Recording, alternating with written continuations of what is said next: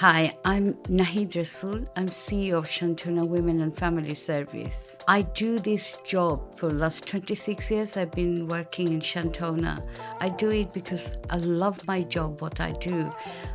My passion is to change the perception of the world outside about the community from Black and ethnic minority from the background.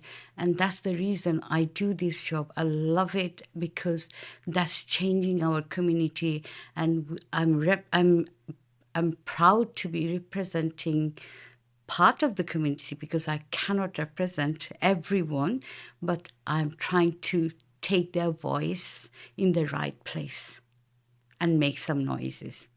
In 1994, we moved from London to Bradford, and it was for my husband's job, and he wanted to work, and I thought I would be the lady of leisure.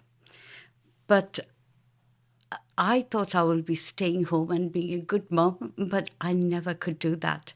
I started doing a lot of voluntary work in Bradford, Leeds, and with social work, social service, and being a family support worker, and then also doing some voluntary research. And that actually made me realize that I need to do something around that because that's what I love, changing the how it is, the situation. Especially that time I was focusing on South Asian community. And that is the reason I landed in here in Shantona. I saw some advertisement and I thought that would be a good place to start again.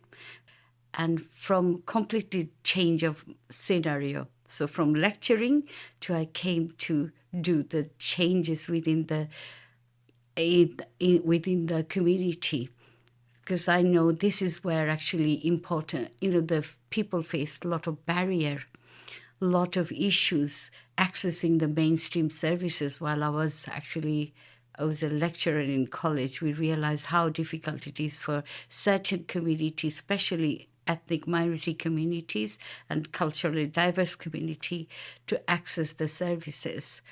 And it is actually the driving force for me to come here and try to bring all my knowledge and skills to change the community. It was a very small organization when I started. I was myself only one full-time staff and one part-time childcare worker. And today we've got 36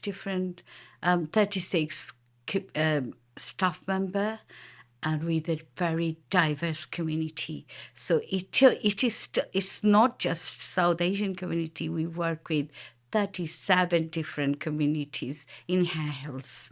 Priorities are to make sure that women and girls are getting equal access to the services, their voices has been heard, and also changing the same twofold. Actually, one is about changing the community perceptions and the problems and barrier within itself. Another one is influencing the influencer who is trying to implement the policies and procedures which often doesn't fit in to change those problems and issues within the community. So these are the two things I want to do. So changing the community, and then second thing is the same time changing the perception of this community to the outer world and influencing the influencer. There are many challenges within the community because, as I said, that there's twofold in it. People are facing a lot of barrier and then obstacles and then challenges within the community. At the same time, there are actually a lot of attempt being taken by the organizations and services to rescue them. And for me, this is a challenge, saying that they don't need rescue. At the same time, understanding, developing the understanding, from the outer world and the wider services, to see that they don't need to rescue them. All they need is a bit of support to do it. So it's like co-working, co-production. That's what we believe in. Mental health, there is no word within the community around mental health. It's madness, yeah. And then it's a lot of superstitions, around that is there, because often people think it's possessed by something or supernatural things, and they never actually think that this is something they need to looked at. So they will be going for a religious solution, or there's someone, that they don't believe in it, because there are a lot of barriers within for doing this, because of the misconception within the community about this mental health. It's not recognized. But over the year, actually, we are working on it. A lot of people started to understand that mental health exists. Therefore, people look for cure. So understanding wasn't there when we started. So it's more about superstitions, because we've seen a lot of people coming through the door to get the support, because they think that, oh, they're possessed by someone, so they need to go to the religious solution, or they don't recognize the depression, antenatal depression, and then the postnatal depression. It's never recognized. It was never, because all the parents, or the older generation will say, we've been through that. We never recognized that. It is now, as people are making it up. It's what you call cry for attention, and that's how it's been seen as. And also, about this mental health, as soon as they declare it, then it will be, because a lot of the people go what do you call arranged marriage, not forced marriage. I'm talking about arranged marriage, where the parents or friends or family find the match, and then they will actually bring them together, and then they will find the right match, and they will introduce, and they will choose their partner. So when this mental health is declared for any other reason, yeah, it could be drug related, it could be domestic violence, it could be abuse young people gone through in the past. So there are various reasons for having this mental health issue.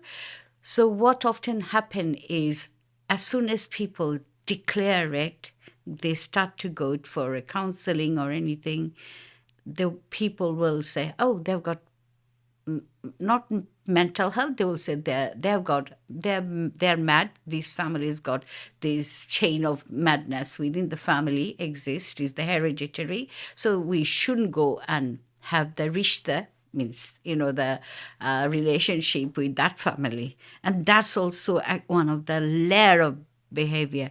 These people's talk, because community live within this area. So a lot of the ethnic minority communities, they live in the same area, and then don't know every single person within the community. Something goes wrong, they know.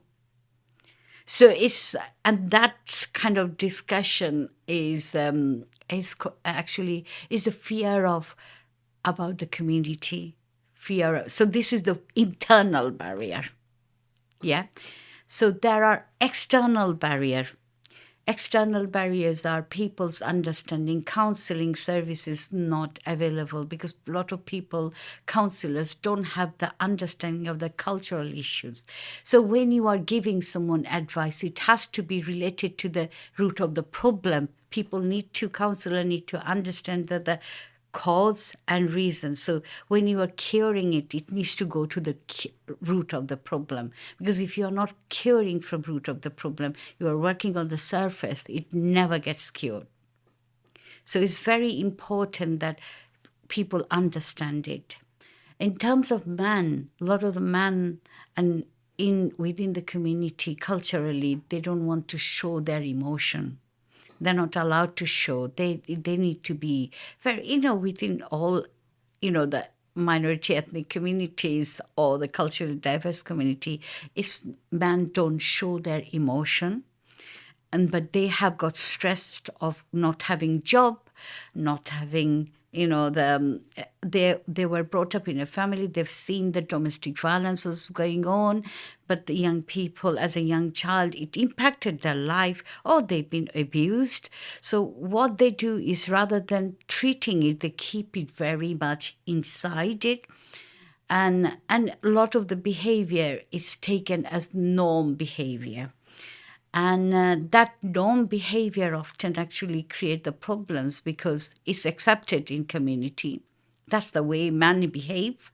A lot of women I've seen, when we are trying to support them in domestic violence, they say, it's okay. This is what man does.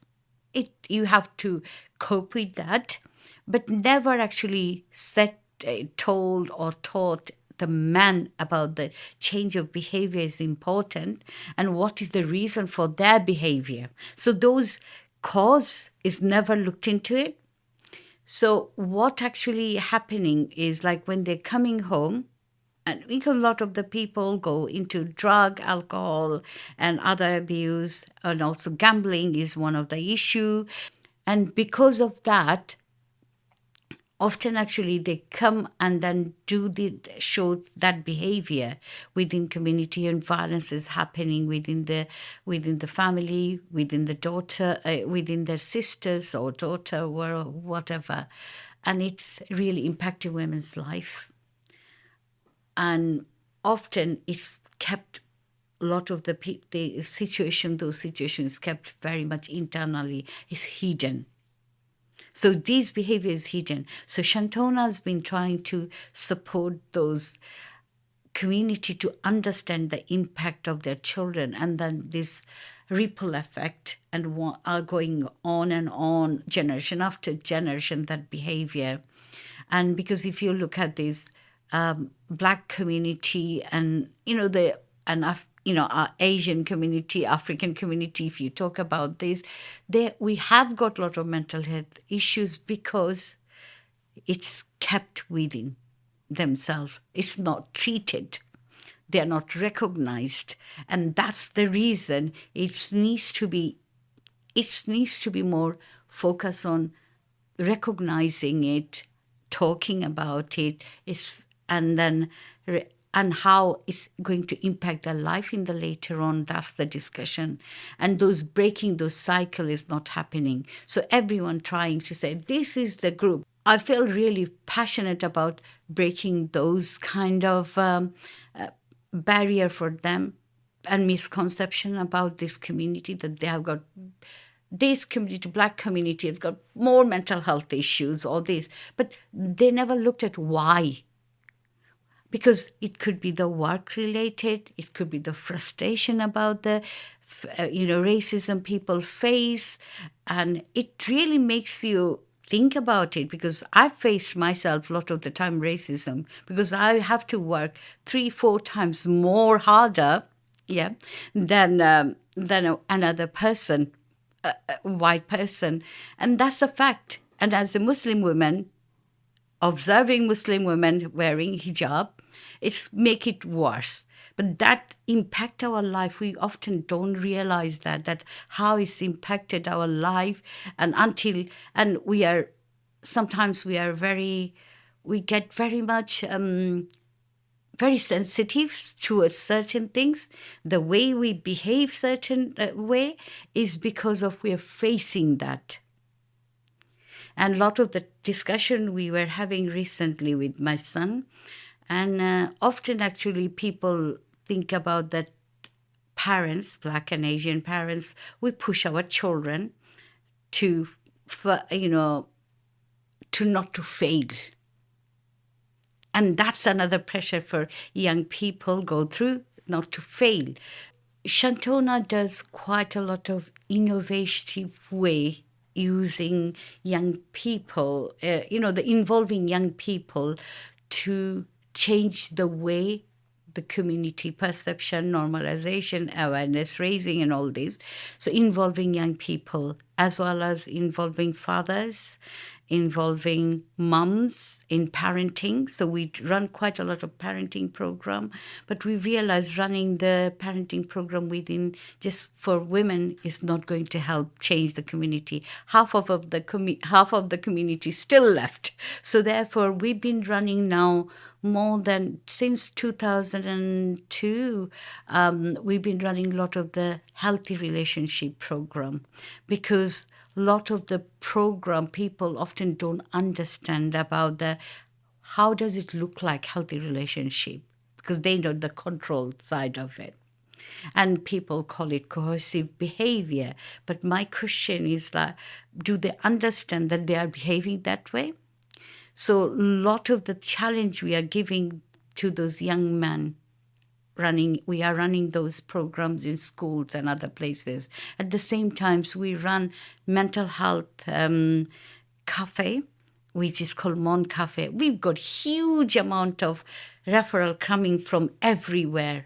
And actually, we use a model to, that to run those sessions to raise awareness, giving people this, skills to, volunteer in to support others, raising their confidence, and then also giving them the reason for what are the reason for having what are the reason of for mental health, how to diagnose this and all this, how to get support. Because the model we use is it's called community messenger. So what we do is train the volunteers within the community. So we run that program for volunteers who understand it. So they are within the community, sitting down and giving advice to their own family member, friends and family and social gathering.